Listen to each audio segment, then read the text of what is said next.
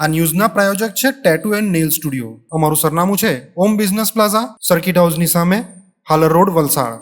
અને પ્રીત estate agency. Flat, બંગલો, plot, વાડી, farm house, factory તેમજ ઓફિસના લેવેચ માટે અથવા ભાડા માટે સંપર્ક કરો.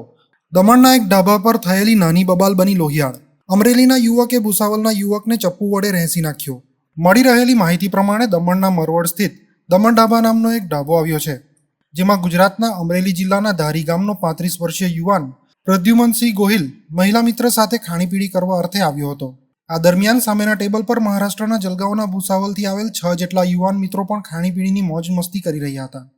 આ દરમિયાન 6 યુવાનો પૈકી ધીરજ જાદવ નામનો યુવાન પ્રદ્યુમનસિંહ ગોહિલ સાથે આવેલ મહિલાને ઈશારાથી છેડતી કરી રહ્યો હોય એવી શંકા પ્રદ્યુમનને થતા તે યુવાનોના ટેબલ પાસે જઈને બોલાચાલી કરવા લાગ્યો હતો.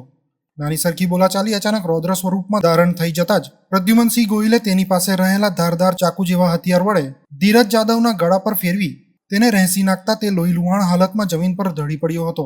ઘટના બાદ ઢાબામાં અફરાતફરી મચી જવા પામી હતી અને ઘટનાની જાણકારી તરત જ કડૈયા પોલીસને કરવામાં આવી હતી. આ તરફ ગંભીર સ્થિતિમાં જમીન પર પડેલા યુવાનને સારવાર અર્થે તાત્કાલિક નજીકની મરવડ હોસ્પિટલમાં લઈ જવામાં આવ્યો હતો, પરંતુ ફરજ પરના ડોક્ટરે તેને મૃત ઘોષિત કર્યો હતો.